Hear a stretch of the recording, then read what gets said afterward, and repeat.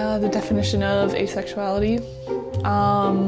Is someone who experiences little or no sexual attraction and or little or no desire for sex. As a slang term, a lot of us call ourselves aces. It is not an identity, but an orientation. Or some people consider it the lack of a sexual orientation. A lot of times people will refer to asexual people as being robotic, damaged, or frigid. I've been called an ice queen before. Asexuals must be weird, they must be lonely, and they must be inexperienced.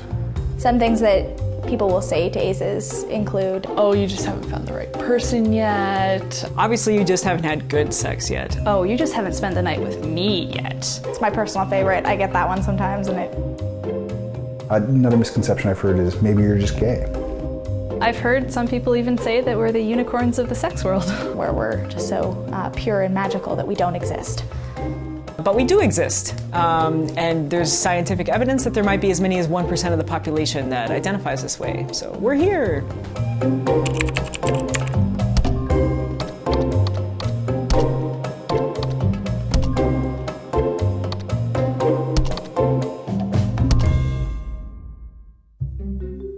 The most common questions I get when I come out as asexual is, how is the relationship different to a normal relationship? And that's something that most people can't seem to fathom, is that it's the same relationship. You get a house, you have some kids, you live together, you work together, you just don't have sex at the end of the night. So growing up, I started to feel like there might be something different when I kind of hit high school. Because all my friends started being very interested in boys and starting to talk about sex. And I was kind of like, sex is great, yeah, yeah. And then at a certain point kind of tapered into, I have no idea what I'm talking about. I have no idea why everybody else is so fascinated by this. You know, as a teenager, I could tell something was kind of off about me. Like, my friends would talk about how hot that boy is or how cute his butt is, and then turn to me and I'm like, and so I was like trying to do things like discern the exact, algorithm that would determine whether a butt was cute or not. I had no idea. So I was trying to figure this out. So all through high school, I just never participated in the dating culture at all. I felt very much like maybe I just hadn't met the right person. Maybe I needed to fall in love first before I would feel this mythical sexual attraction. I was very curious about sex, so I was having a lot of girlfriends, a lot of sexual activities, and over time it got sort of more and more extreme. The fetishes I'd explore, things like that. And the sexual side of them never really came up. It was just a thing to do. It was something they clearly wanted to do, so I'd go along with it. For me, there was this exposure to the LGBT community, and that was my first jumping point, was like, oh, obviously I'm not interested in sex because I'm gay, so I'm probably interested in a different kind of sex, and that's, oh, yay, okay, I figured it out. So then I got myself a girlfriend, and it didn't work out there either, and it was kind of this frustrating moment of, well, I've done all the things now, so what could possibly be left to explore? This was a very distressing thing. I think in high school I got diagnosed with depression, and for me it just felt like that was going to be my life forever.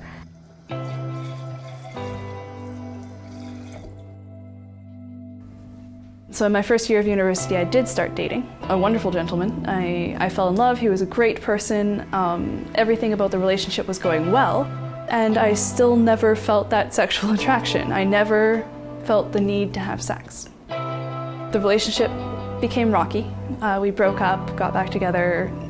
Conversations around sex became conversations around inadequacies and feelings of rejection. I very much felt like I wasn't worthy of love. I was never going to find love or companionship. I was going to die alone.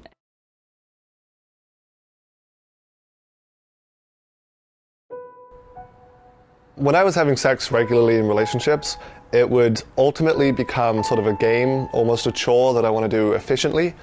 It wasn't something that I hated. It was just something that I found no joy in, by itself.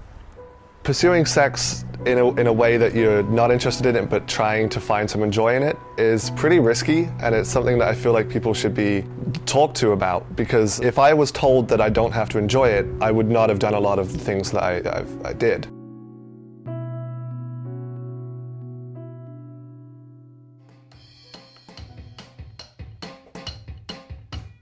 So at about 19, I met my, former wife of 17 years.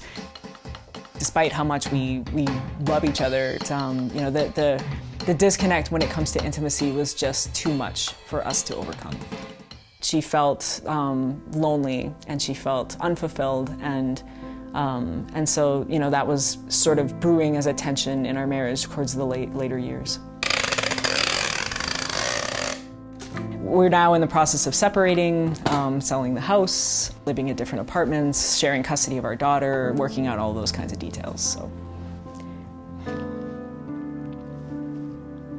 it feels really awful.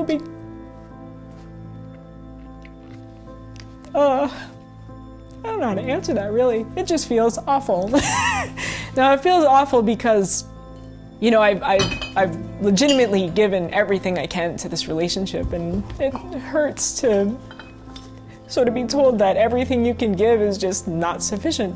And worse, that it's enough to kind of end something that you felt strongly had so much longevity and was, all the trust and everything that goes into a relationship like this. And that's why I think it hurts so much, is because I felt like I wasn't doing anything wrong. I was just being me, and me was not enough, Yeah. It really hurt.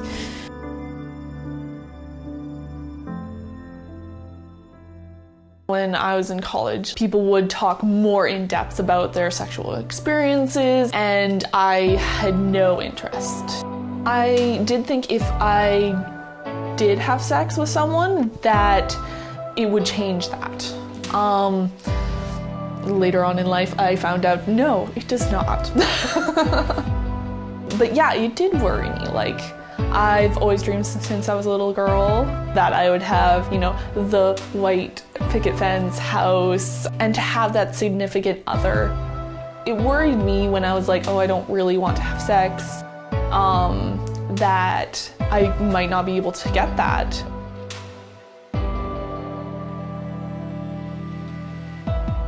I noticed things were different when I started high school.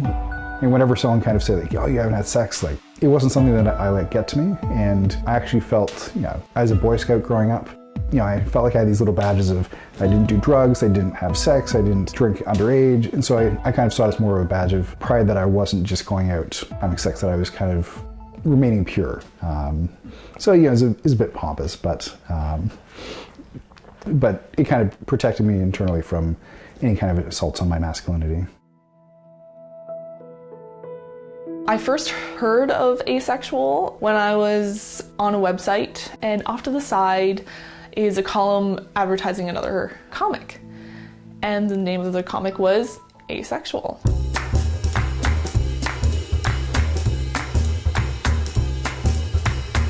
And I found I connected with it, and I did then some more research and found AVEN.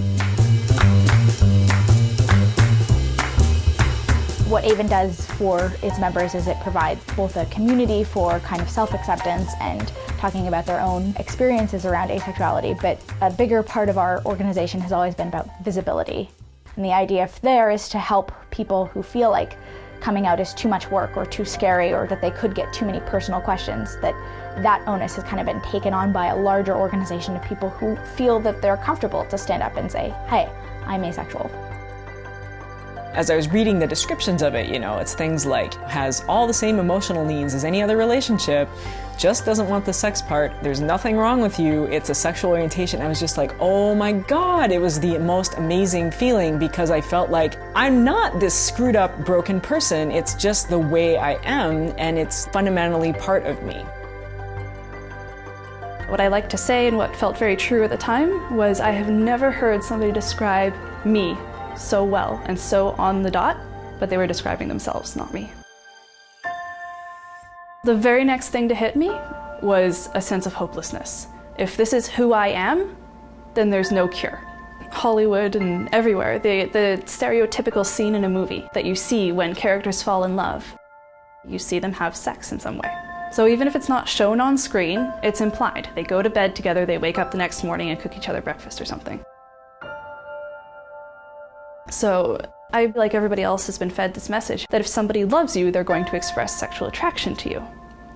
And that good sex in a relationship is a sign of a good relationship in many cases, or one of the signs. So to hear that that was not going to be an option to me was devastating. I couldn't immediately on my own conceptualize a relationship without that. When I was realizing I was asexual, I did a whole bunch of things to try and figure out what's wrong with me or try and solve it. I did try, well, I mean, the past, 10 years have been me trying to find sexual activities I like, but that wasn't working either. I mean, the ideal situation is that I meet an asexual and never have sex again, except maybe for kids or some other reason like that. But now that I kind of have this term for who I am, I do worry a little bit about how this affects future relationships. Like, I feel like this is something I should disclose to somebody before we get too far along into a relationship. And I do worry that it's going to be difficult to find anyone outside of the ace community who would be willing to get in a relationship with someone knowing that that's on the table, or off the table, as it were. So. Looking back on the dark times I had back then, if there's one thing I could do, I would go back and just hug my past self and say, it's gonna be all right. I'm coming from the future. I have 3 amazing relationships. So polyamory as an umbrella concept, what it means is that you form multiple relationships with the knowledge and consent of everyone involved. So all of my partners know about all of my other partners and are fully on board with it. My 2 boyfriends are sexual beings. They both identify as straight. Part of polyamory is also that they are allowed to have other girlfriends. And I have one girlfriend, Cole Brown. Hi, gorgeous. If you stopped the story now, it would be a happy ending.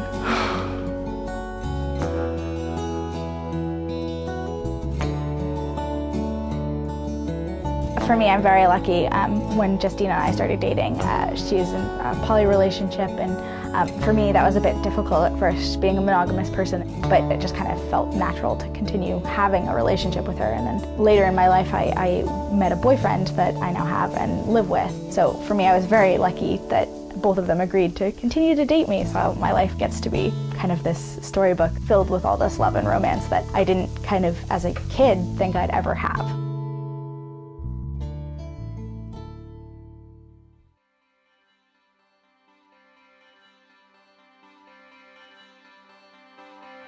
At one of the Avon meetups, I actually did meet someone.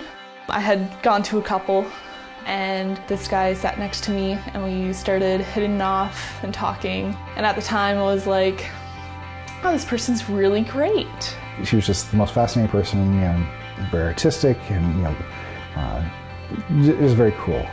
We ended up meeting up a lot more during the month. And then I ended up spending 1 day, 5 days a week with her and her friends. Near the end of the month, my friend mentioned that, oh man, I think you really like this person, like, not just as a friend. And it kind of opened my eyes, being like, oh, I think you're right. And I'm now proud to say that we're engaged. There is definitely the opportunity for people, especially asexual people, to find love and happiness in the world. And I want to challenge all the people out there who feel like they're going to be alone forever just because they have a different sexual expression than the rest of society. You can find happiness and you can find love in friends, in family, and in partners in the world.